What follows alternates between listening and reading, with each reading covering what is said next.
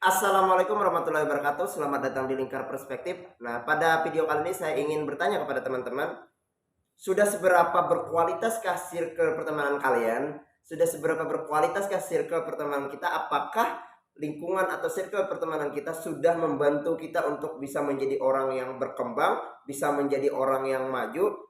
Nah, ini penting teman-teman. Kita harus memperhatikan circle pertemanan kita. Kenapa? Karena circle pertemanan kita itu sangat-sangat mempengaruhi kualitas kehidupan kita.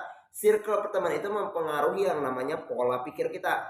Nah, ketika circle pertemanan kita itu negatif, tentu kita di-brief sebagai orang yang negatif, cenderung terbawa ke orang yang negatif.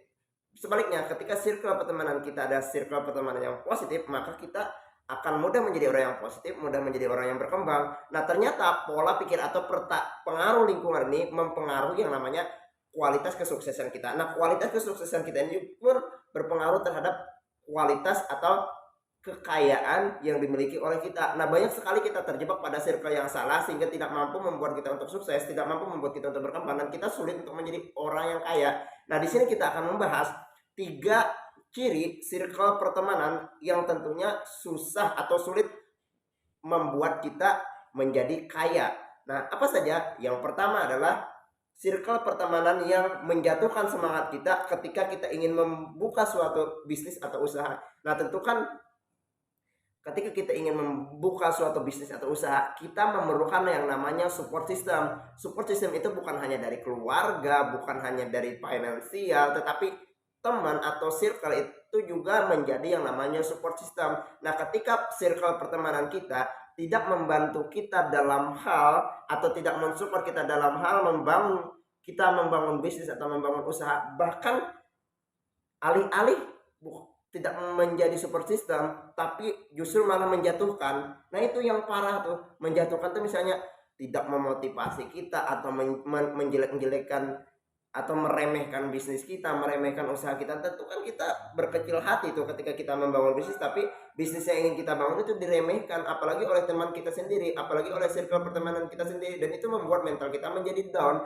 Padahalnya seorang teman lah yang seharusnya menjadi support system agar apa? Agar bisnis kita bisa menjadi maju, bisnis kita menjadi berkembang, usaha kita menjadi maju, usaha kita menjadi berkembang. Jadi sangat perlu kita perhatikan circle pertemanan ini.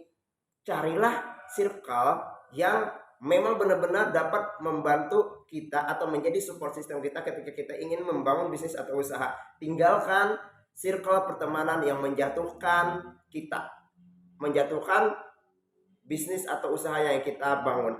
Nah, kemudian ciri yang kedua yaitu adalah circle pertemanan yang nongkrong di tempat yang mahal atau melakukan kegiatan-kegiatan yang menghambur-hamburkan uang. Nah, di sini teman-teman perlu diperhatikan bahwa nongkrong dengan teman itu boleh.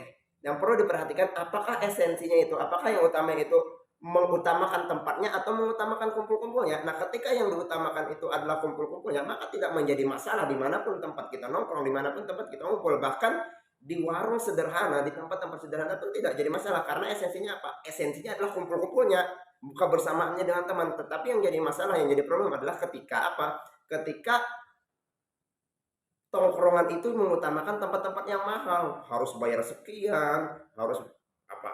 Mengeluarkan uang sekian, itu kan merugikan tuh.